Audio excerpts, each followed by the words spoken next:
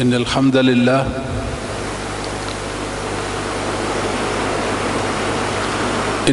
لله نحمده ونستعينه من يهده الله فلا مضل له ومن يضلل فلا هادي له أشهد أن لا إله إلا الله وحده لا شريك له وأشهد أن محمدا عبده ورسوله أعوذ بالله السميع العليم من الشيطان الرجيم أنزل الله عليك الكتاب وعلمك ما لم تكن تعلم وكان فضل الله عليك عظيما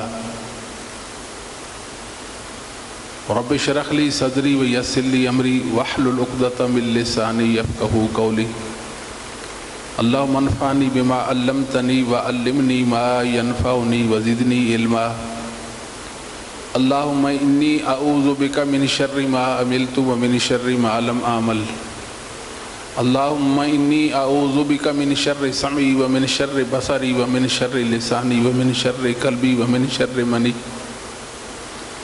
اللهم صل على محمد وأزواجه وذريته كما صليت على آل إبراهيم وبارك على محمد وأزواجه وذريته كما باركت على آل إبراهيم إنك حميد مجيد أما بعد فإن خير الحديث كتاب الله وخير الهدي هدي محمد صلى الله عليه وآله وسلم وشر الأمور محدثاتها وكل محدثة بدعة وكل بدعة ضلالة گزشتہ 8 دنوں سے کراچی کے سفر پر تھا. شیخ محترم کو جمعہ کا ٹائم دے دیا تھا. بس یہی فکر دامنگیر تھی کہ بقیت و سلف ہمارے سروں کے تاج مولانا عبدالرحمن آزاد دامت برکاتہ سے وعدہ ہے اور کہیں وعدہ خلافی نہ ہو جائے. اللہ نے سرخرو کر دیا، بر وقت پہنچ گئے الحمدللہ. اللہ ذالک. ادھر پہنچے تو دیکھا قابل صد احترام میرے فاضل بھائی دوست مکرم محتشم مولانا عبدالصمد معاذ حافظہ اللہ تعالیٰ بھی تشریف رکھتے ہیں. یہ بڑی خوشی کی بات اور سعادت کی بات. اللہ تعالیٰ ہم سب سے راضی ہو جائے. آج کا خطبہ جمعہ تکمیل قرآن کریم کی ایک پروقار تقریب کے حوالے سے منعقد ہے. حفظ قرآن کریم یہ بہت بڑی سعادت ہے. ہر سعادت سے بڑی سعادت. یہ سعادت سب سے پہلے محمد کریم صلی اللہ علیہ وآلہ وسلم کو حاصل ہوئی. جب جبرائیل پڑھتے ہیں تو نبی کریم صلی اللہ علیہ وآلہ وسلم کو یہ فکر دامنگیر رہتی تھی کہ کہیں قرآن کریم مجھے بھول نہ جائے. تو آپ بھی ساتھ ساتھ پڑھتے تھے مگر آپ پر پڑھنا بھاری گزرا. آپ مشقت محسوس کرتے تھے.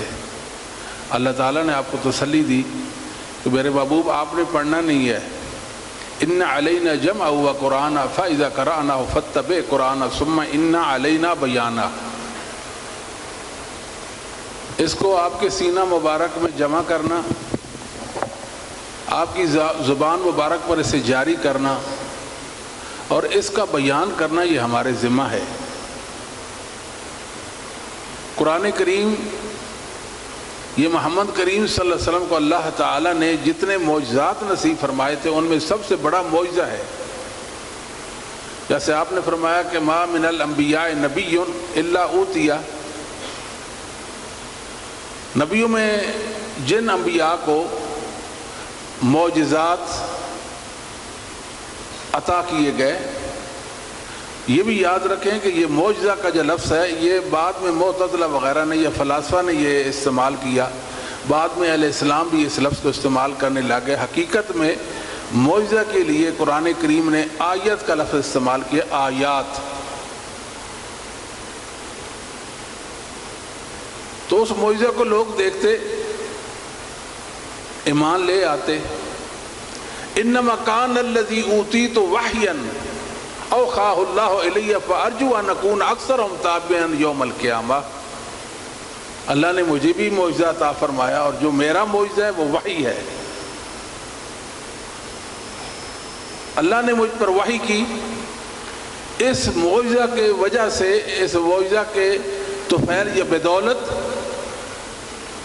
روز قیامت میری امت کی کثرت ہوگی۔ قرآن کی برکت سے میری امت کی کثرت ہوگی، تمام نبیوں سے بڑھ کر میری امت ہوگی۔ تو رسول اللہ صلی اللہ علیہ وسلم کے لیے یہ بات باعث فخر ہے۔ وَأَنزَلَ اللَّهُ عَلَيْكَ الْكِتَابَ وَالْحِكْمَةَ، محبوب اللہ نے آپ پر کتاب و حکمت کو نازل کیا، کتاب بھی نازل کی اور حکمت یعنی سنت بھی نازل کی۔ وَعَلَّمَكَ مَا لَمْ تَكُنْ تَعْلَمْ، آپ کو وہ کچھ سکھایا جو آپ نہیں جانتے تھے۔ وَكَانَ فَضْلُ اللَّهِ عَلَيْكَ عَظِيمًا، آپ پر اللہ کا فضل عظیم ہوا۔ تو قرآن کریم کے حوالے سے ماشاءاللہ چند طلباء نے اور طالبات نے حفظ قرآن کریم کی سعادت حاصل کی ہے۔ یہ مبارک کے مستحق ہیں، اور یہ ادارہ مبارک کا مستحق ہے، جن کی اچھی اور بہترین ایک بارآور کوشش ثابت ہوئی کہ بچوں نے قرآن کریم حفظ کیا۔ قرآن کریم کتاب ہدا ہے، قرآن کریم کتاب مبین ہے، اور قرآن کریم ایسی کتاب ہے، رہنما کتاب، جو انسانی زندگی کے تمام مسائل کو احاطہ کرتی ہے اور پوری رہنمائی کرتی ہے۔ لہذا قرآن کریم ہماری ضرورت ہو۔ قرآن کریم بن ہم کیسے جی سکتے ہیں کہ اللہ نے ہماری ہدایت کے لیے قرآن کریم کو اتارا، اللہ نے ہماری رہنمائی کے لیے قرآن کریم اتارا۔ الحمدللہ، سب سے بڑی بات اور فخر کی بات یہ ہے کہ اللہ تعالیٰ نے قرآن کریم کی حفاظت کا ذمہ لیا۔ یہ اللہ کی وحی ہے جو تا قیامت باقی رہے گی۔ اللہ نے اس کو صوت و حروف کے ساتھ تکلم کیا۔ قرآن، احادیث مبارکہ اور امت کا اجماع ہے کہ اللہ نے ایسے صوت و حروف کے ساتھ، جو ہم حروف پڑھتے ہیں قرآن کریم کے، یہ اللہ رب العالمین کے ہیں، اللہ نے ان کو تلفظ کیا ہے۔ جبریل نے اللہ تعالیٰ سے یہ الفاظ سنے ہیں، اور محمد صلی اللہ علیہ وسلم نے جبریل سے سنے ہیں۔ کتاب و توحید ابن خزیمہ میں صحیح سند کے ساتھ سیدنا عبداللہ بن مسعود رضی اللہ تعالیٰ کا فرمان ہے، اذا تکلم بالوحی سمع اہل السماء، جب اللہ تعالیٰ وحی سے تکلم فرماتے تھے، وحی کا تکلم فرماتے تھے، تو اہل السماء، آسمان کے فرشتے اللہ تعالیٰ کے وہ الفاظ سنتے تھے۔ یہ اہل سنہ کے نزدیک قرآن کریم کی تعریف ہے۔ اللہ نے اس کی حفاظت کا ذمہ لیا۔ انا نحن نزلنا الذکر وانا لہ لحافظون، ہم ہی اس کو نازل کرنے والے اور ہم ہی اس کے محافظ ہیں، ذکر کے محافظ ہیں۔ ذکر سے مراد یہاں قرآن و حدیث ہے، صرف قرآن کریم نہیں، قرآن کا بیان، قرآن کا تبیان، قرآن کی تفسیر، تعبیر، حدیث، وہ بھی اللہ نے نازل کی۔ متن نازل ہوا تو شرح بھی نازل ہوئی، متن نازل ہوا تو تعویل و تفسیر بھی نازل ہوئی، متن نازل ہوا تو تعبیر بھی نازل ہوئی۔ اور محمد کریم صلی اللہ علیہ وآلہ وسلم کو اللہ تعالیٰ نے قرآن کریم کا عملی نمونہ بنایا۔ قرآن اترتا گیا، محمد صلی اللہ علیہ وسلم اس کا عملی نمونہ بنتے گئے، اپنے عمل سے قرآن کو تعبیر کیا، اللہ کا دین اللہ کے بندوں تک پہنچ گیا۔ اللہ رب العالمین نے قرآن کریم کی حفاظت کا ذمہ لیا، اور اللہ نے یہ کام ان خوش نصیب لوگوں سے لیا جن کو دنیا علماء کہتی ہے۔ علماء نے قرآن کریم کی حفاظت میں کوئی کسر باقی نہیں چھوڑی، قرآن کریم کی خدمت میں کوئی کسر باقی نہیں چھوڑی، قرآنی علوم کی بال کی کھال اتار کے رکھ دی۔ سبحان اللہ، انسان دنگ رہ جاتا ہے۔ آپ حیران ہوں گے کہ قرآن کریم سب سے زیادہ پڑھی جانے والی کتاب ہے، اور دنیا میں قرآن کریم کو یہ اعزاز ہے، کوئی ایسی کتاب نہیں ہے جس کو باضابطہ طور پر انسان حفظ کر سکے، اور ایسی حفظ نقطہ تو دور کی بات ہے کہ شوشے کا بھی فرق نہ آئے۔ خطیب بغدادی رحمۃ اللہ علیہ فرمایا کرتے تھے، تاریخ میں ایک بات ذکر کی ہے کہ میرے ایک استاد محترم تھے جنہوں نے 5 سال کی عمر میں قرآن کریم حفظ کر لیا تھا۔ بِمَسْتُحْفِظُوا مِنْ کتاب اللہ، یہود و نصارہ کو کہا گیا تم اپنی کتابوں کی حفاظت کرو،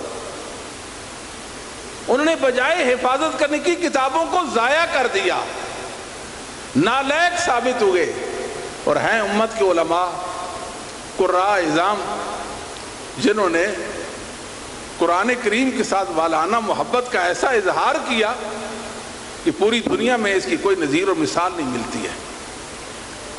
60 سال کے بوڑھے نے بھی قرآن کریم حفظ کیا، انسانی تاریخ کا یہ حصہ ہے۔ ہمارے جامعہ میں ایک بزرگ تھے، بوڑھے، 70 سال سے وہ ابو ہوں گے، تو انہوں نے قرآن کریم نہیں پڑھا ہوا تھا۔ بچوں کو دیکھتے تھے حفظ کی کلاسیں لگی ہوئی ہیں تو وہ رش کرتے تھے کاش میں بھی پڑھ لیتا۔ تو کسی سے انہوں نے کہا کہ میں بھی پڑھنا چاہتا ہوں، انہوں نے کہا نورانی قاعدہ لائیں، وہ آپ کو پڑھاتے ہیں۔ تو نورانی قاعدہ انہوں نے پڑھنا شروع کیا۔ مجھے اچھی طرح یاد ہے گرمیوں کی راتیں مسجد کے سین میں بچے سوئے ہوتے تھے، 1 بجے 2 بجے کسی بچے کو اٹھاتے، بیٹا اٹھو مجھے بتاؤ یہ لفظ کون سا؟ وہ کہتا ہے با تا۔ محنت کرتے گئے۔ ایک دن میں نے دیکھا ایک پاؤ سبق وہ بوڑھا سناتا تھا، ایک پاؤ سبق سناتا تھا۔ قرآن کو اللہ تعالیٰ نے آسان کر دیا، یہ تذکرہ ہے، یہ نصیحت ہے، اور اللہ نے اس کی حفاظت کی ہے، اور بڑے انوکھے انداز میں قرآن کریم کی حفاظت ہوئی ہے۔ دنیا آئی اور قرآن کو مٹانے کی کوششیں کی اور ان کی کوششیں نابود ہوئیں، اللہ نے قرآن کریم کی حفاظت فرمائی، اِنَّا نَحْنُ نَزَّلْنَا الذِّكْرَ وَإِنَّا لَهُ لَحَافِظُونَ۔ جس کی حفاظت اللہ کرے اس کو کون محو کر سکتا ہے، اس کو کون مٹا سکتا ہے؟ یہاں ذکر اللہ تعالیٰ نے فرمایا، یہ ذکر بھی ہے اور تذکرہ بھی ہے، قرآن نصیحت ہے، اور یہ تذکیر کا اسم مصدر ہے، ذکر مذکر کے معنی میں ہے کہ ہم نے یہ نصیحت کرنے والا قرآن اور یہ نصیحت کرنے والی حدیث اتاری ہے، اور ہمیں اس کے محافظ ہے۔ سبحان اللہ۔ صحابہ میں حفاظ، اور صحابہ کے بعد امت کے بہترین لوگ تابعین، تبع تابعین، ائمہ دین، ائمہ اسلام، قرآن کریم کے وہ حفاظ اتنی تعداد میں جن کو اللہ کے سوا کوئی شمار ہی نہیں کر سکتا۔ کوئی آئے قرآن کریم مصحف کو مٹا دے، کسی علاقے سے مصحف کو اٹھا لے، کیا قرآن کریم کو کوئی ضائع کر سکتا ہے؟ سینوں سے تو نہیں نکال سکتے، یہ تو سینوں میں ہے۔ اللہ نے اپنے خاص بندے پیدا کیے جن سے یہ قرآن کریم کی حفاظت کا کام لیا۔ چھوٹے چھوٹے بچے ہیں، قرآن کریم پڑھتے ہیں، ہم دیکھتے ہیں دل خوش ہوتا ہے، ایمان بڑھتا ہے کہ اللہ کا کلام پڑھا جا رہا ہے، حفظ کیا جا رہا ہے، یہ سعادت مندی ان بچوں کو نصیب ہوئی۔ دراصل یہ محمد صلی اللہ علیہ وسلم کی برکت ہے۔ قرآن اللہ کا کلام ہے، اس کا حقیقی کلام ہے، سچا کلام ہے۔ سبحان اللہ۔ امام ابو بکر العجری رحمہ اللہ نے اپنی کتاب الشریعہ میں حسن سند کے ساتھ ایک واقعہ نقل کیا ہے کہ محدث محمد بن بشار اور محمد بن مثنى، یہ دو محدث ہیں، اپنے ایک استاد کے پاس جس کا تعلق بصرہ سے تھا اور تھا بھی وہ نابینا، اس کے پاس پڑھنے کے لیے گئے، اور وہ قرآن کا حافظ تھا، اچھی طرح اس کو قرآن ضبط تھا، قرآن اس کے سینے میں محفوظ تھا۔ کوفہ میں خلق قرآن کا فتنہ رونما ہوا اور وہ اس فتنے کا حصہ بن گیا، وہ فتنے کا شکار ہوا، وہ بھی کہنے لگا کہ قرآن مخلوق ہے، اللہ کا کلام نہیں، اس کی صفت نہیں، حالانکہ قرآن اللہ تعالیٰ کی ذاتی اور فعلی صفت ہے۔ تورات لی، ایسی کتاب دلائل النبوہ بیکی میں ایک صحیح واقعہ موجود ہے کہ خلیفہ ہارون الرشید کے دربار میں ایک شخص آیا، نوجوان، خوبصورت، الڑ جوان، اور ہے عیسائی مذہب سے۔ مجلس برخاست ہوئی، لوگ چلے گئے، بھائی اس کو روکیے، جی، کہا مسلمان ہو جائے۔ دل میں یہ بات آئی، یہ داعیہ پیدا ہوا کہ یہ نوجوان جو عیسائی مذہب سے ہے جہنم میں جلے گا، کتنی دکھ کی بات ہے، اللہ اس کو ہدایت دے دے، یہ اسلام کی دولت سے مالا مال ہو جائے تو کیا بات ہے۔ اس نوجوان نے بات سنی اور گھر چلا گیا۔ وہ کاتب بھی تھا، لکھنا بھی جانتا تھا۔ وہ کہتا ہے کہ میں نے تورات لی، جو موسیٰ علیہ السلام پر اتاری گئی کتاب تورات، اس کے چند نسخے لکھے اور مارکیٹ میں آیا۔ میں نے کہا یہود، یہ تمہاری کتاب ہے، مجھ سے خرید لو، لیکن میں نے اس کتاب کے ساتھ کیا کیا تھا؟ اس میں تحریف کر دی، اس میں تبدیلی لائی، بعض آیات تو میں نے نکال دی اور آگے پیچھے بھی کر دی۔ یہود کے سامنے کتاب پیش کی، انہوں نے ہاتھوں ہاتھ وہ کتاب لے لی، ہاتھوں ہاتھ وہ کتاب لے لی۔ میں تو دنگ رہ گیا، یہ کیسا مذہب ہے؟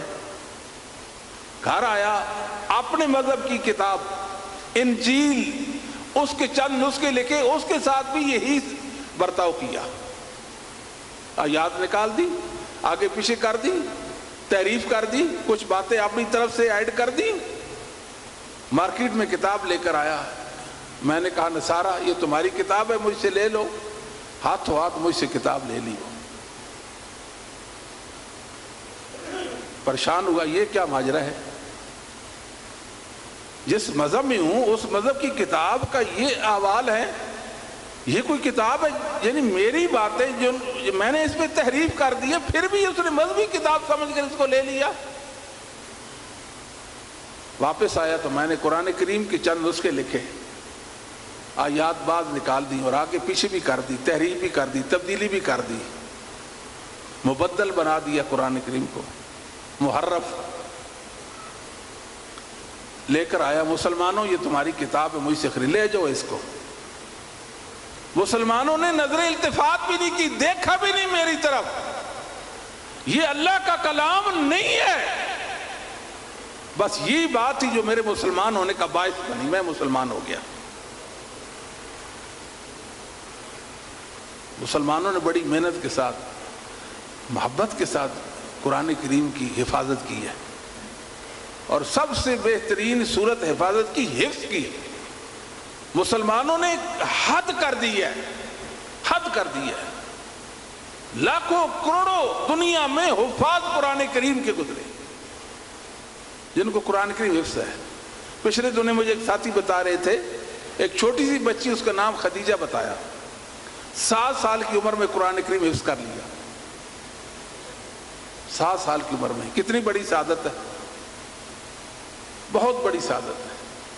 پچھلے سال ایک طالب علم نے بتایا کہ میری بہن ایک مدرسہ میں پڑھتی تھی، میری ماما اسے چھوڑنے کے لیے مدرسہ جاتی تھی، ظاہر ہے اس کو واپس بھی لانا تھا، وہ انتظار میں بیٹھی رہتی۔ ایک دن خیال آیا کہ کیوں نہ میں بھی کوشش کروں، بیٹی جو حفظ کر رہی ہے تو میں بھی حفظ کرتی ہوں۔ جہاں میری بہن نے حفظ کیا وہاں میری ماں نے 40 سال سے زیادہ عمر میں قرآن کو حفظ کر لیا۔ یہ مسلمانوں کی قرآن کریم کے ساتھ محبت ہے۔ خیرکم من تعلم القرآن وعلمہ، نبی پاک صلی اللہ علیہ وسلم نے تعریف کی صحیح بخاری میں، خیرکم من تعلم القرآن وعلمہ، بہترین لوگ کون ہیں؟ جو قرآن سیکھتے اور سکھاتے ہیں۔ قرآن سیکھنا تو آسان ہے، سکھانا مشکل ہے۔ حفظ آسان ہے، حفظ کرانا مشکل ہے۔ لوگ آسان سمجھتے ہیں کہ قاری صاحب بیٹھے ہیں، 20 بچے 25 کلاس میں بیٹھے ہوتے ہیں، وہ بچے تو سبق یاد کر رہے ہوتے ہیں، مسلسل پڑھ رہے ہوتے ہیں، اور ایک بچہ 100 بار ایک سبق کو دہراتا ہے۔ لوگ سمجھتے ہیں کہ آسان ہے کہ قاری صاحب صرف سن رہے ہیں۔ اس بچے سے کہیں زیادہ توجہ، محنت اور مشقت استاد کو اٹھانا ہوتی ہے۔ حفظ کرانا آسان نہیں ہے، حفظ کرنا آسان ہے۔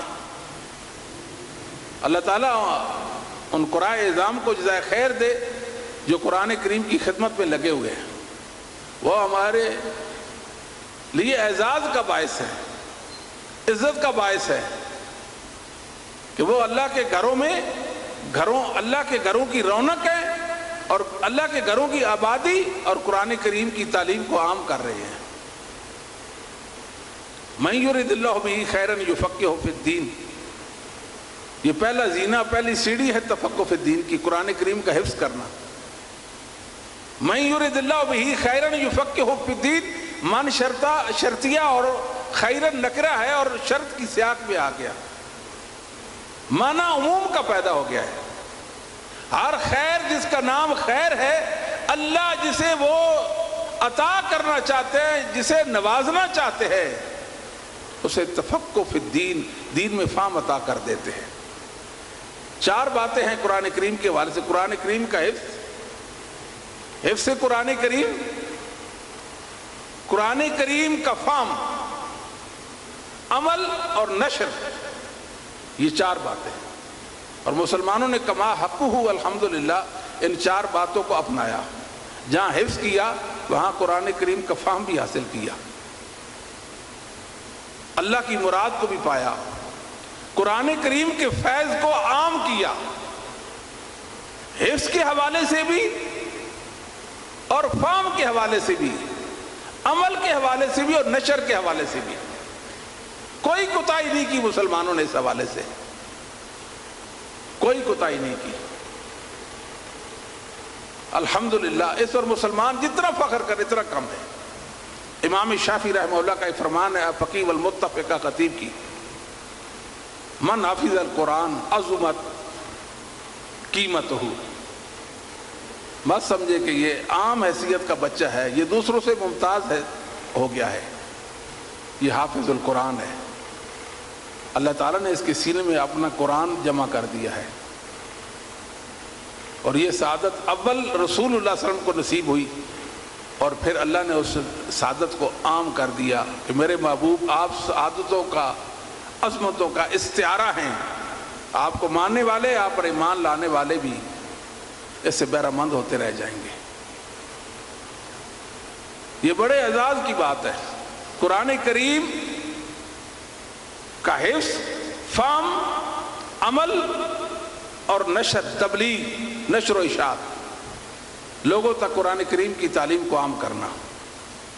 ویسے ہمارے ہاں بہت ساری مساجد میں ترجمہ قرآن کی کلاسیں چلتی ہے، میں تو ان کا حامی نہیں ہوں، اللہ عالم بالصواب۔ شیخ بھی بیٹھے ہیں، شاید مجھ سے اختلاف رکھتے ہوں اس حوالے سے کہ یہ کیا ہے کہ ہر ایک ایسے ہی قرآن کو سمجھنا شروع کر دے. یہ بہت مشکل بات ہے، قرآن کو سمجھنا آسان نہیں ہے. سلف صالحین کا عقیدہ، ان کا عمل، ان کا علم جب تک ہمارے پاس نہیں ہوگا ہم اللہ کی مراد کو نہیں پا سکیں گے. لوگ قرآن تو پڑھتے ہیں، من پسند مطلب معانی اور مطالب اخذ کر لیتے ہیں، یہ صحیح نہیں ہے. قرآن کریم قوموں کی ترقی اور ذلت کا معیار ہے. یہ ضابطہ حیات ہے. جو قرآن کریم حفظ کر لیتا ہے یہ سمجھیں کہ اس نے قانون کی ایک کتاب حفظ کر لی ہے. یہ ایڈوکیٹ صاحب ہے جی، کیوں؟ یہ قانون جانتے ہیں. یہ جج صاحب ہیں، یہ قانون کے مطابق فیصلے کرتے ہیں.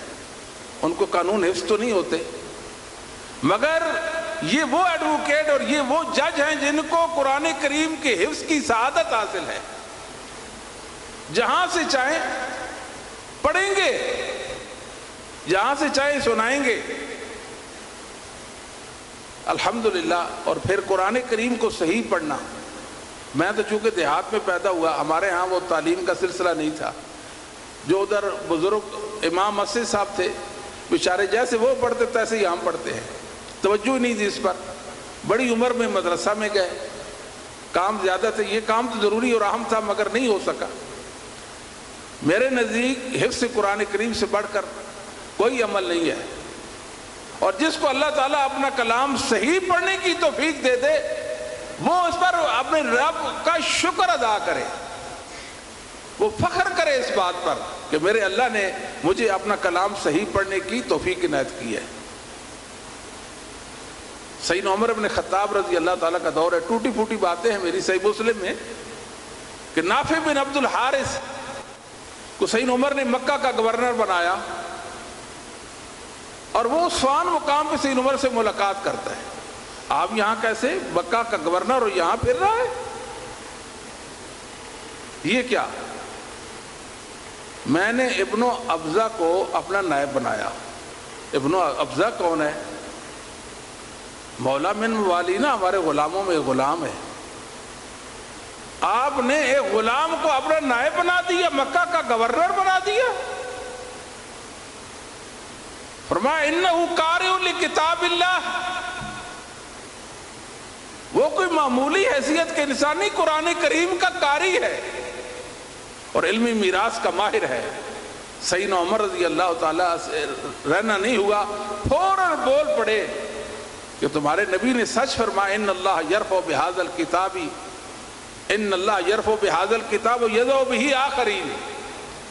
قوموں کی بلندی ترقی قرآن میں، اور ذلت اور پستی اور رسوائی بھی قرآن کی وجہ سے.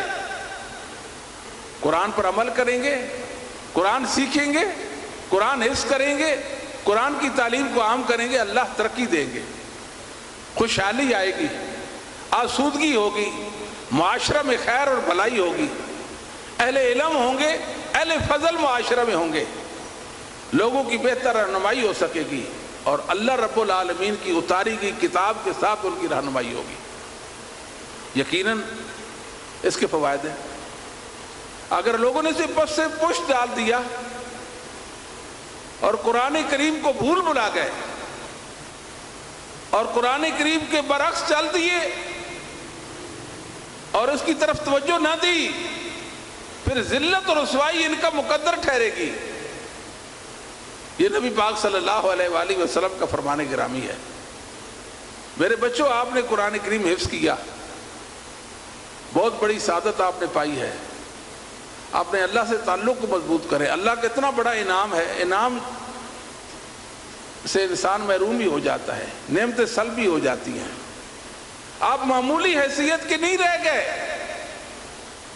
اب آپ ممتاز حیثیت کے ہیں. آپ کو ایک امتیاز حاصل ہو گیا ہے. اس امتیاز کو اپنے پاس باقی رکھنا ہے. یہ انعام آپ کے پاس باقی رہ جائے، انتہائی محنت کے ساتھ اس کو آپ نے ضبط کرنا ہے. نبی پاک صلی اللہ علیہ وسلم نے مثال دی، وقت نہیں، بخاری مسلم کی حدیث ہے. کہ ایک صاحب قرآن، ایک حافظ، ایک قاری صاحب، مثال یوں سمجھے کہ جس طرح اونٹ ہے، اس کا گھٹنا نہ باندھے وہ بھاگ جائے گا، ایسے ہی ہے قرآن کریم پڑھتے رہ جائیں گے تو یاد رہے گا ورنہ بھول جائے گا۔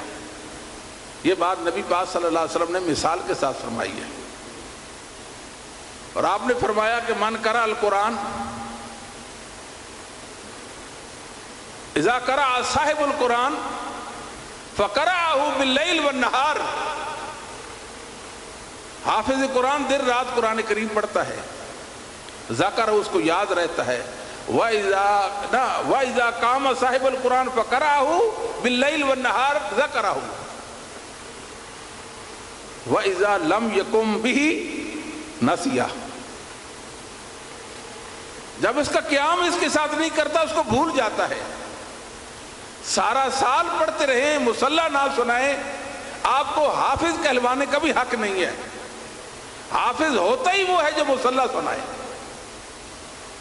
یہ ضروری ہے کہ حافظ کے لیے مسجد نہیں ملتی گھر میں سنا لے، ایک گھر میں دو دو تین تین حافظ ہوں، اس کمرے میں بھی سنایا جا رہا ہے، اس روم میں بھی سنایا جا رہا ہے، سین میں بھی سنایا جا رہا ہے، چھت پر بھی سنایا جا رہا ہے۔ قرآن کریم سنانا ہے، اس کے بغیر گزارا نہیں، اتنی بڑی سعادت ہے۔ یہ اصل قرآن کریم کا حفظ اور قرآن کریم کا پڑھنا، یہ تو اہل جنت کا کام ہے۔ اللہ تعالیٰ نہیں فرمائیں گے پڑھتا جا اور جنت کی منازل طے کرتا جا، رتل کما ترتل فی الدنیا القرآن فی الدنیا، ایسے پڑھ ترتیل کے ساتھ ٹھہر ٹھہر کر پڑھ جیسے دنیا میں ٹھہر ٹھہر کر پڑھتا تھا، اور جنت کی منازل طے کرتا جا۔ یہ تو اہل جنت کا عمل ہے جو دنیا میں اللہ تعالیٰ نے دنیا والوں کو نصیب کر دیا ہے۔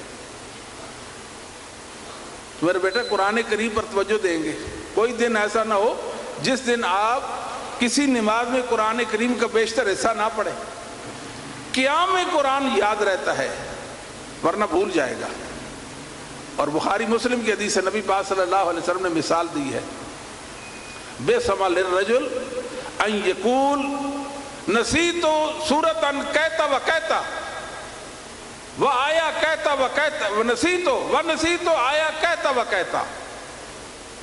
کتنی بری بات ہے، کوئی آدمی کہتا ہے مجھے اس وجہ سے قرآن بھول گیا، کہتا و کہتا عربی زبان میں کسی بڑے حادثے کو اشارہ اور کنایے سے بیان کرنا ہو، کسی بڑی پریشانی کو کہتا و کہتا کہتے ہیں۔ ایک آیت کا بھول جانا، ایک سورت کا بھول جانا، پورے قرآن کی بات یہاں نہیں ہو رہی۔ بئس للرجل ان یقول نسیت سورۃ کہتا و کہتا و نسیت آیتا کہتا و کہتا، میں فلاں سورت بھول گیا، فلاں آیت بھول گیا، یہ باتیں کرتا ہے۔ بھول نہیں گیا، یہ بھلایا گیا ہے۔ کچھ ایسی باتیں ہوتی ہیں جن کی وجہ سے قرآن بھول جاتا ہے، کچھ اعمال ہوتے ہیں جن کی وجہ سے قرآن بھول جاتا ہے۔ اس لیے امام ابو محمد عبد الرحمن بن ابی حاتم محمد بن ادریس بن منذر تمیمی حنظلی رازی رحمہ اللہ کی تفسیر ہے۔ محدثین نے جہاں حدیث کی خدمت کی ہے وہاں قرآن کریم کی بھی خدمت کی ہے، قرآن کو مقدم رکھا۔ بخاری کو نہیں دیکھتے، امام بخاری رحمہ اللہ تعالیٰ نے شاید ہی کوئی ایسا باب ہو جس میں قرآن کریم کی آیات ذکر نہ کی، 8 آیات ذکر کرتے ہیں۔ اگر آپ سے کوئی پوچھے کہ قرآن کریم کی بہترین تفسیر کون سی ہے، آپ جھٹ سے کہہ دیں صحیح بخاری ہے۔ محدثین کو اللہ نے یہ بھی اعزاز بخشا تھا کہ قرآن کریم اور قرآنی علوم کی انہوں نے خدمت کی۔ علی بن محمد تنافسی ہیں ان کے استاد، اور وہ اپنے استاد وکیع بن جراح سے بیان کرتے ہیں، اور وہ اپنے استاد عبدالعزیز بن نبی رواز سے، اور وہ اپنے استاد ضحاک بن مزاحم سے بیان کرتے ہیں۔ لا نعلم احدا حفظ القرآن ثم نسي الا بذنب، جس نے بھی قرآن یاد کیا پھر بھول گیا اس سے کوئی گناہ ہو گیا تھا، اس سے کوئی گناہ ہوا، اللہ کی ناراضگی کا کام ہو گیا، ایسا کام ہوا کہ رب کریم نے اس سے سعادت ہی چھین لی، اس کو سعادت سے، حفظ قرآن کریم کی دولت سے محروم کر دیا، انعام بخشا، انعام واپس لے لیا، محرومیوں کا شکار ہو جاتا ہے۔ وما اصابکم من مصیبۃ فبما کسبت ایدیکم ویعفو عن کثیر۔ انسان کو جو پریشانی لاحق ہوتی ہے، جو پریشانی، وہ اس کے ہاتھوں کی کمائی ہے۔ کتنے ایسے گناہ ہیں اللہ ویسے ہی معاف کر دیتے ہیں، ان پر مواخذہ نہیں کرتے، وہ محرومیوں کا باعث اور ذریعہ نہیں بنتے۔ وہ ای مصیبت اعظم من نسیان القرآن، اللہ تعالیٰ فرماتے ہیں جو مصیبت آتی ہے انسان کے کرتوتوں کی وجہ سے آتی ہے، بتائیے قرآن کا بھول جانا اس سے بڑی بھی کوئی مصیبت ہے؟ مطلب یہ ہے کہ ایسا گناہ ہو گیا، اللہ کی ناراضگی کا وہ باعث بن گیا جس وجہ سے اس کو قرآن کریم بھول گیا۔ ایک بات، دوسری بات یہ ہے کہ جو علماء ہیں، یعنی ہمارے اس بیان کا دوسرا حصہ، علماء اس ماحول معاشرے کے لیے عافیت کا باعث ہے۔ علماء نہ ہو تو یہ انسانوں کا معاشرہ نہیں، یہ جانوروں اور حیوان کا معاشرہ بن جائے۔ یہ علماء ایک کردار ادا کرتے ہیں قرآن کریم اور حدیث کا درس دے کر، قرآن اور حدیث کی تعلیم دے کر، قرآن و حدیث کی نورانی تعلیم سے اس معاشرہ کو خیر اور بھلائی پہ لاتے ہیں۔ علماء کا بڑا کردار ہے۔ جو لوگ قرآن کریم کی تعلیم دیتے ہیں، جو حدیث پڑھاتے ہیں، دینی علوم پڑھاتے ہیں، فنون پڑھاتے ہیں، آپ ان کے قدردان بنیے۔ کبھی ان کی اہانت، تحقیر کا پہلو نہیں آنا چاہیے۔ علامہ شیخی زادہ یہ 1076 میں فوت ہوتے کہ حنفی عالم گزرے ہیں، مجمع الانہر ان کی کتاب ہے۔ وہ فرماتے الاستخفاف بالاشراف العلماء کفر، معاشرے میں اشراف ہوتے ہیں، معزز محترم لوگ ہوتے ہیں، اور علماء ان کی توہین کرنا کفر ہے۔ ان کا مقام مرتبہ ہے، ان کی حیثیت ہے اللہ کے ہاں۔ اگر علماء کی عزت نہیں کریں گے، ان کے وقار کا خیال نہیں رکھیں گے، کبھی بھی آپ کو خیر نہیں مل سکتی ہے۔ علماء ہیں جو آپ کو خیر میں رکھتے ہیں۔ میں تو یہاں تک بھی کہتا ہوں کہ علماء کی محبت آپ کے خاتمہ بالخیر کا ذریعہ ہے۔ علامہ قرطبی نے تذکرہ کے اندر ایک واقعہ نقل کیا ہے۔ آپ نے استاد ابو العباس القرطبی کے استاد ابو جعفر کا، اور اس کی سند بھی صحیح ہے، ابو جعفر القرطبی دنیا سے جا رہے ہیں، ہم نے کہا کہ اس کو تلقین کرتے کلمہ لا الہ الا اللہ کی، لکنوا موتاکم لا الہ الا اللہ، آپ نے قریب الموت لوگوں کو کلمہ لا الہ الا اللہ کی تلقین کرے۔ یہ تو حالات پر ہے، حالات کو دیکھ کر فیصلہ کرنا ہوگا کہ آیا اسے کہا جا سکتا ہے کہ نہیں۔ بس اوقات انسان موت کی تلخی میں اور شدت میں ہوتا ہے، اگر اسے کہا جائے کلمہ پڑھو شاید وہ انکار کر دے، کبھی خود کہتا ہے کہ مجھے کلمہ پڑھو اور کبھی خود ہی کلمہ پڑھ لیتا ہے وغیرہ۔ لکنوا موتاکم لا الہ الا اللہ، آپ نے قریب الموت لوگوں کو جو حالت نزع میں ہیں ان کو کلمہ لا الہ الا اللہ کی تلقین کریں۔ ہم نے کہا لا الہ الا اللہ پڑھیے، ابو جعفر قرطبی کہتے ہیں لا،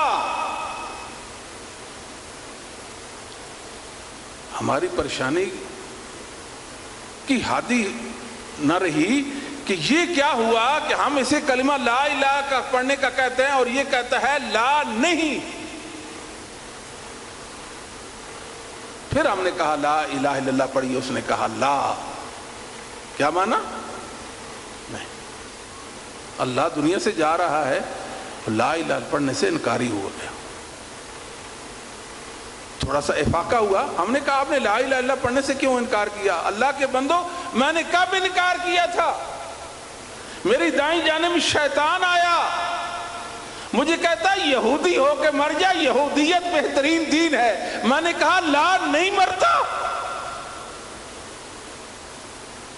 پھر اس نے پینترا بدلا، دوسری طرف آیا، کہا نصرانی ہو کے مر جا، نصرانیت بہترین دین ہے۔ میں نے کہا لا، میں نصرانیت پہ نہیں مرتا۔ علماء اس مشکل گھڑی میں آپ کے کام آتے ہیں، یہ میری زندگی کا ایک احساس ہے۔ آخری حملہ شیطان کا، آخری حملہ جو 80 سال کے اعمال کو بھی تباہ و برباد کر دے، 120 سال کی عبادت کو رہگاں کر دے، اس حملہ میں اگر آپ کے مدد کر سکتے ہیں تو علماء کرتے ہیں، اور کوئی بھی آپ کے کام نہیں آ سکتا۔ علماء کی محبت اس وقت آپ کو بچائے گی۔ کتنے لوگ ہوتے ہیں، عام مسلمان ہوتے ہیں، بڑے بڑے ان کے جنازے ہوتے ہیں، لگتا ہے کوئی بادشاہ فوت ہو گیا، لگتا ہے کوئی بڑا عالم فوت ہو گیا، پوچھنے میں معلوم ہوتا ہے یہ تو عام سا مسلمان تھا۔ اس کے پیچھے کیا چیز ہے؟ دین والے اس کا جنازہ پڑھتے ہیں، دنیا داروں کے تو بڑے بڑے لوگ جنازے پڑھ لیتے ہیں، وہ جنازے نہیں، جنازہ ہے جس پر دیندار لوگ دعا کریں۔ یہ علماء کی محبت کے طفیل آپ کو اعزاز ملے گا، دنیا میں بھی عزت پائیں گے، جنازہ بھی اچھا ہوگا، نیک نامی لے کر قبر میں چلے جائیں گے۔ علماء کے قدردان بنے، اور میں آپ کو دوں علماء کی جوتیاں اٹھائیں۔ جب کسی بھی عالم کی آپ جوتی اٹھائیں گے، آگے بڑھیں گے، ایک غیر محسوس چیز آپ جنہیں وہ نظر نہیں آتی مگر ایک پاور ہے جو آپ کو پیچھے کھینچے گی۔ آپ ایسے اور ایسے ہیں، ایک عالم کی، ایک مولانا کی آپ جوتی اٹھا رہے ہیں، بات سمجھے کہ نہیں؟ ایک جنگ چھڑی ہوئی ہے دنیا میں، شیطان کی اول آخر کوشش ہے کہ علماء کو بدنام کرے، ان کے مقام مرتبہ سے انسانوں کو دل دماغ سے محو کر دے، انہیں معاشرے میں بے حیثیت کر دے، جبکہ یہ معاشرے کی بنیادی ضرورت ہے۔ شیطان ورغلاتا ہے، یہ کیسے ہیں جی، چلتے کیسے ہیں، بیٹھتے کیسے ہیں، کھاتے کیسے ہیں، پیتے کیسے ہیں، چھوٹی چھوٹی بات کا پتنگڑ بناؤ۔ بھائی انسان ہے نا، ان سے غلطی نہیں ہو سکتی، ان سے خطائیں نہیں ہوتی۔ ثم اورثنا الکتاب الذین اصطفینا من عبادنا، اللہ جو فرماتے ہیں کہ 3 طرح کے لوگ ہیں جن کو ہم نے قرآن کا وارث بنایا ہے، منہم ظالم، مقتصد اور سابق بالخیرات۔ ہیں ظالم، اللہ نے ان کو ظالم کہا، ظلم دون ظلم، ظلم میں فرق ہوتا ہے، وہ تو بعض واجبات کے بھی تارک مان جاتے ہیں، لیکن اللہ نے ان کو نواز دیا، قرآن کا وارث بنا دیا۔ باوجود اس کے کہ اس حالت میں ہیں، اللہ نے ان پر انعام کر دیا، آپ ان کے ساتھ نہیں مل سکتے، آپ کو ان کے ساتھ کوئی مقابلہ نہیں ہے۔ دنیا میں رہ کر انسان پھٹک جاتا ہے، کئی گناہ اور غلطیاں انسان ان کا ارتکاب کر بیٹھتا ہے، توبہ کرتا ہے۔ توبہ پر قائم رہنے کے لیے علماء کی محبت ضروری ہے، علماء کی صحبت ضروری ہے۔ بخاری مسلم میں ایک حدیث ہے، واقعہ ہے بنی اسرائیل کا، ایک شخص نے 99 قتل کیے تھے، کسی سے پوچھا کہ میری بھی کوئی توبہ ہے؟ اس نے کہا آپ کی کوئی توبہ نہیں، اس کا بھی کام تمام کر دیا، 100 کا عدد پورا کیا۔ پھر کسی سے پوچھا، اس نے کہا آپ کی توبہ ہے؟ اس نے توبہ کر لی اور صدق کے دل کے ساتھ توبہ کی۔ تھا وہ درندہ، خون خار درندہ تھا، توبہ کر لی اس نے سچے دل کے ساتھ۔ پھر اس کو کہا گیا کہ آپ اس بستی بھی چلے جائیں، اس بستی کو چھوڑے۔ ابھی راستے بھی تھا، موت کے فرشتے آ گئے، روح قبض ہونے چلی ہے اس کی، فرشتوں میں جھگڑا ہو گیا۔ نیک روحیں قبض کرنے والے کہتے ہیں کہ ہم اس کی روح قبض کریں گے، بد روحیں قبض کرنے والے کہتے ہیں کہ ہم اس کی روح قبض کریں گے۔ یہ تو قاتل تھا، یہ تو توبہ کر چکا تھا، فرشتوں میں اختلاف۔ اللہ تعالیٰ فرماتے ہیں، اللہ نے زمین کو حکم دیا کہ سکڑ جا، زمین سکڑی، اللہ نے فرمایا کہ اس کو ماپو، جہاں سے چل کر یہاں آیا ہے یہ فاصلہ اگر کم اور زیادہ اور وہ اگلا فاصلہ کم ہے تو نیک روحیں قبض کرنے والے فرشتے کی روح قبض کریں گے۔ اللہ نے زمین کو سکڑا دیا تھا نا، فاصلہ ہی کم ہو گیا تھا اس کی اور اس بستی کے درمیان۔ اب مسئلہ یہ ہے کہ بندے نے اتنے قتل کی، توبہ ہوگی، بات ختم ہو گئی، یہ بستی کا واقعہ درمیان سے کیا ہے بھائی؟ یہ بستی کا ذکر کیسے ہے درمیان میں؟ وہ علم والوں کی بستی تھی، علماء کی بستی تھی، وہاں علماء رہتے تھے۔ انسان گناہ کرتا ہے، توبہ کرتا ہے، توبہ پر کبھی بھی قائم نہیں رہ سکتا جب تک کسی عالم کی صحبت میں نہ بیٹھے۔ ہمارے ماحول معاشر میں پریشانی ہے، ہر انسان پریشان، ڈپریشن، تناؤ، اعصاب پریشان حال۔ ہمیں تو یہ چلتے پھرتے یہ گوشت کے پہاڑ نظر آتے ہیں، اندر سے اضطراب، قلق، بے چینی، پتہ نہیں کیا کچھ ہے، پتہ نہیں دل کے اندر کیا کچھ ہے۔ کتنے لوگ ہیں جن کو میں جانتا ہوں وہ اپنے وجود سے تنگ ہیں، کتنوں کو میں نے سنا ہے اپنے آپ کو گالیاں دیتے ہیں، کتنوں کو سنا ہے جو خودکشی کرنے کے لیے آمادہ ہیں، اور کتنے ایسے بیچارے کہ وہ بکھر گئے۔ ایسے ایسے وسوسے آتے ہیں، ایسے ایسے وسوسے آتے ہیں، انسان پریشان ہو جاتا ہے۔ وسوسے آتے ہیں اور پریشان ہیں وہ بیچارے، شیطان نے ان پر تسلط قائم کر لیا ہے۔ ہمارے پاس آتے ہیں، مولانا یہ ہمارا مسئلہ ہے، بھائی یہ تو آسان ہے، حل ہو جائے گا، اور حیران ہوتے ہیں کہ یہ آسان ہے، یہ کیسے حل ہو جائے گا؟ دو باتیں ہیں۔ پہلی بات، علماء کی صحبت میں رہو، اور کوئی کام نہیں، صرف عالم کے پاس آ کر بیٹھ جاؤ، 10 منٹ 15 منٹ آدھ گھنٹہ روزانہ نہیں تو کم از کم ہفتے میں 15 دنوں کے مہینے میں تو 1 گھنٹہ نکال لو نا۔ ایک بزرگ عالم بیٹھے ہیں نوجوان، چپ کر کے ان کے سامنے بیٹھ جاؤ۔ آپ سمجھتے ہیں ہمارا کوئی کام نہیں، ادھر کیوں بیٹھے ہم نے، کم کوئی کام تو نہیں ہے؟ بھائی کام ہو رہا ہے، عمل ہو رہا ہے، عمل ہو رہا ہے۔ آپ ذرا اٹھ کے بیٹھ جائیے، پھر احساس ہوگا ہاں عالم کی صحبت میں کتنے فوائد ہیں۔ عالم کی وجود سے جو ریزز نکلتی ہیں وہ آپ کے وجود میں جذب ہو جاتی ہے، ان ریزز کے جو اثرات، ان شعاؤں کے، وہ آپ کو علم نہیں،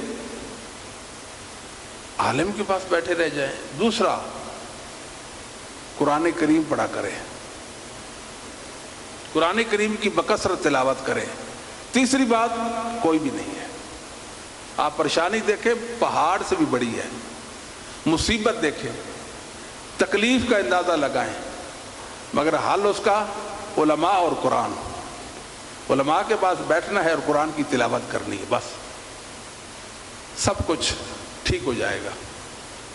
تو علماء جو ہیں یہ ہماری ضرورت ہے، ان کا ادب کریں، احترام کریں علماء کا، دل و جان سے ان کی عزت کریں۔ اور تیسری بات یہ ہے کہ یہ جو ادارے ہیں جہاں قرآن و حدیث کی تعلیم دی جاتی ہے، قرآن کریم پڑھایا جاتا ہے، مدرسین اساتذہ ہوتے ہیں، متعلمین ہوتے ہیں، معلمین ہوتے ہیں، ان کے ساتھ بھرپور تعاون کیا کریں۔ میری آپ کو یہ نصیحت ہے، ان اداروں کے ساتھ جڑ جائیں، دل کھول کر، مخفی، پوشیدہ اور ظاہر دونوں طرح خرچ کیا کریں۔ اپنے بچوں کا پیٹ کاٹ کر، ان کی ضرورتوں کو ایک طرف کر کے، اپنے بچوں سے بڑھ کر ان پر خرچ کریں اور ان کو ترجیح دیں، پھر دیکھیں اللہ کا انعام کیسے تم پر۔ رسول اللہ صلی اللہ علیہ وسلم کا بخاری مسلم میں ایک واقعہ بھی موجود ہے کہ سید علی رضی اللہ تعالیٰ کنویں سے پانی نکالتے، ہاتھوں پہ چھالے پڑ گئے، بی بی فاطمہ فرماتی ہے ابو جی میں چکی پیستی ہوں، میری پسلیوں میں درد نکل آیا، یعنی میرے چھالے پڑ گئے، اور علی فرماتے ہیں کہ میرے پسلیوں میں درد نکل آیا پانی نکال کر۔ قرآن بنائے نبی پاک صلی اللہ علیہ وسلم کے پاس جاتے ہیں، آپ کے پاس غلام ہیں، کہیں گے کہ ہمیں عنایت فرما دیں، لیکن یہ ہوتا ہے کہ بیٹی جب تک بیاہی نہیں جاتی اس وقت تک اس کے اور سلسلے ہوتے ہیں، ابو جی میرے لیے یہ چیز لائیں، یہ چیز لائیں، یہ چیز لائیں. دل کھول کر اپنے بابا سے مانگتی ہے، جو جی میں آتا ہے نخرے کے ساتھ مانگتی ہے کہ میرا بابا میرے لیے وہ چیز ضرور لائیں گے، اور وہ پوری کوشش کرتا ہے اپنی بیٹی کے لیے وہ چیز لانے کی. جب بیٹی بیائی جاتی ہے پھر وہ شرم اور جھجک محسوس کرتی ہے اپنے باپ سے پھر مانگنے سے، وہ ایک جھجک اس کے اندر آ جاتی ہے. دونوں گئے، علی بھی گئے اور فاطمہ بھی گئی رضی اللہ تعالیٰ عنہما، بابا ہمیں غلام دے دیں. یہ کہنا تھا، نہیں کہہ سکے، بات ہی نہیں کر سکے. واپس آئے، پھر سے ارادہ کیا کہ جاتے ہیں. سید فاطمہ نے درخواست کی، بابا آپ کے پاس غلام دے. میرا بیٹا یہ میں نے وہ جو صفہ کے طلبہ ہیں نا، دور افتاد علاقوں سے دین سیکھنے کے لیے، میں نے غلام بیچ کر ان پر خرچ کرنا ہے. میری بیٹی اسے بہتر نہ بتاؤں کہ سونے سے پہلے سبحان اللہ 33 بار، الحمدللہ 33 بار، اللہ اکبر 34 بار پڑھ لیا کرو میری بیٹی، یہ اس سے بھی بہتر ہے. لوگ کیا سمجھتے ہیں یہ دین کے، یہ خیراتی ادارے ہوتے ہیں بھائی. یہاں تو ناشتہ مفت ہوتا ہے، رہائش مفت، علاج معالجہ کی سہولتیں میسر ہوتی ہیں، دوپہر کا کھانا، شام کا کھانا. مدارس کے اندر ایسے ہوتا ہے کہ نہیں؟ یہ اساتذہ جو بیٹھے ہوتے ہیں، قرائے اعظام جو قرآن کریم پڑھاتے ہیں، کبھی انہوں نے اپنی حالت زار آپ پہ زہر کی ہے؟ اللہ نے ان کو تعفف دیا ہوتا ہے. ان کی زہری وضاقتہ کو دیکھے، لباس پوشاک کو دیکھے، ان کے چہرے کی حیات کو دیکھے، آپ کو طمانینت نظر آئے گی. کسی کا مال ان کو نہیں للچاتا، یہ اپنے کام میں لگے ہوئے ہیں اللہ کے فضل و کرم سے. یہ ادارے آپ کے اپنے ادارے ہیں. اگر آپ نے ان اداروں کو اپنا نہیں بنایا، ان کا کچھ بھی نہیں بگاڑیں گے، اپنا بہت کچھ بگاڑ دیں گے. دل کھول کر ان کے ساتھ تعاون، ان کے ساتھ محبت کیا کریں. کچھ نہیں دے سکتے تو کم از کم ان سے محبت کریں. کسی اللہ کے بندے نے یہ کہا نا، عالم بن جاؤ. عالم نہیں بن سکتے تو متعلم بن جاؤ، دین کے طالب علم، دین کو سیکھنے والے بن جاؤ. عالم بھی نہیں بن سکتے، متعلم بھی نہیں بن سکتے تو علم والوں سے محبت کرو. اللہ کے بندو اگر محبت بھی نہیں کر سکتے تو کم از کم ان فقیروں کے ساتھ نفرت نہیں کرنی،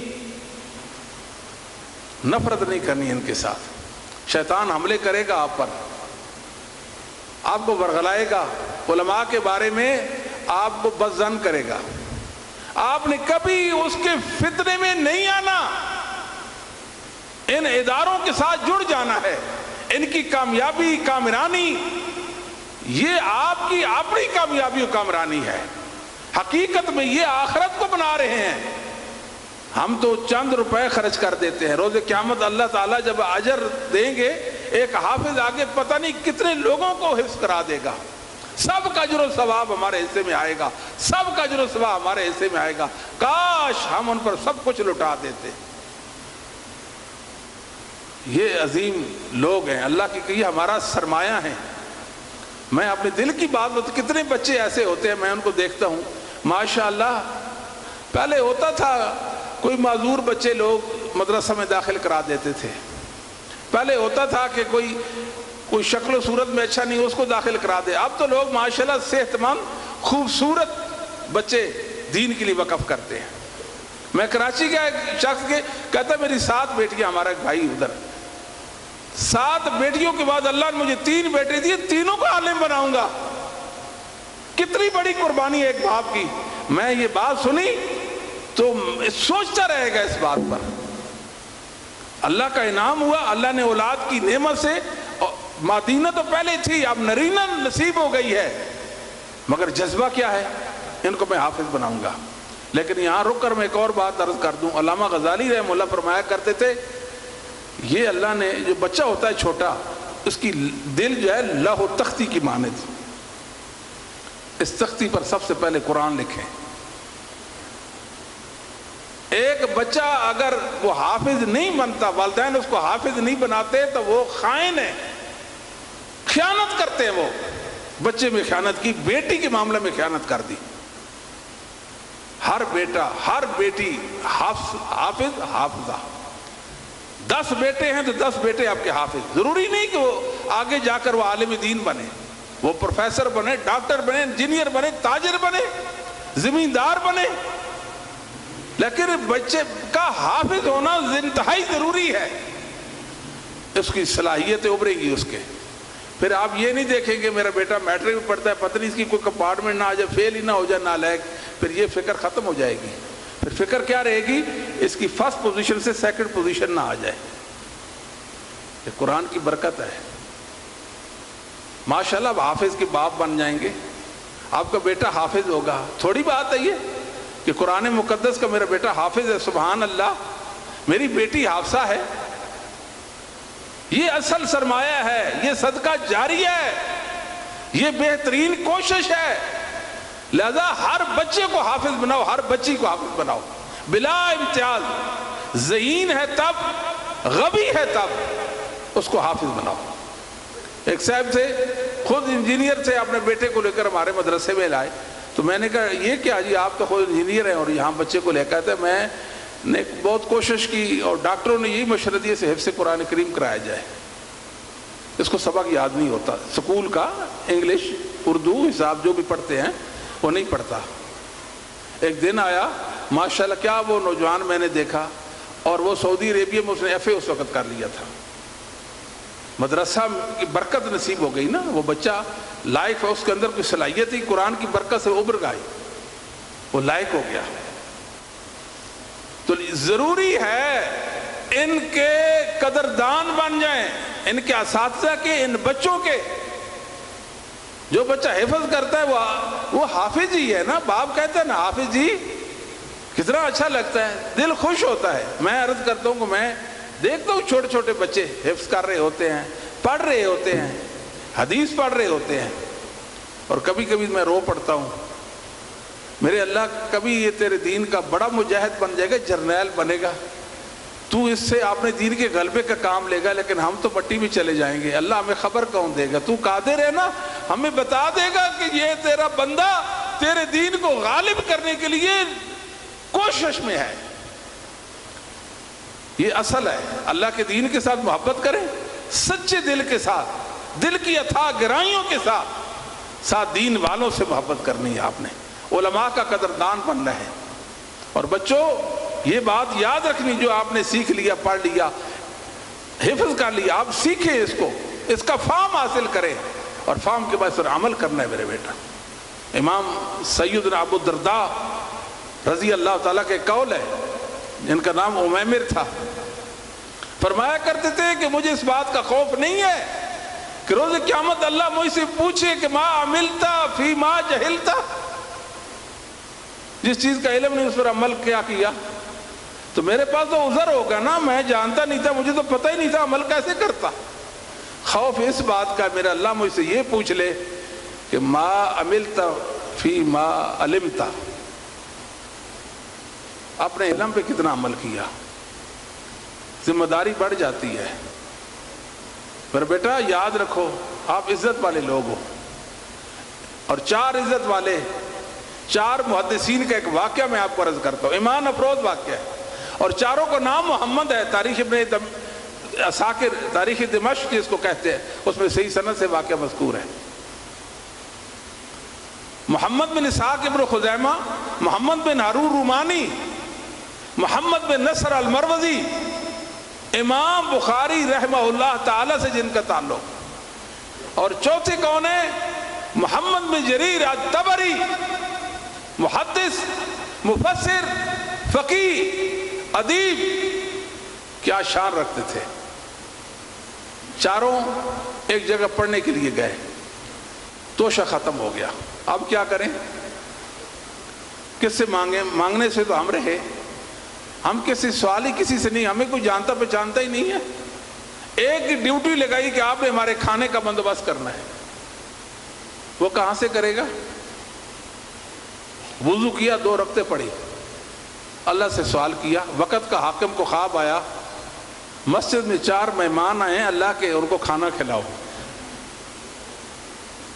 ہم اگر ان کے ساتھ معاملت نہیں کریں گے، اللہ کے فرشتے آ جائیں گے، دوسرے ملکوں انسانوں کے لوگ آئیں گے، اللہ ان انسانوں کو اٹھا کر نئی مخلوق پیدا کر کے ان کی معاون مددگار بنا دے گے.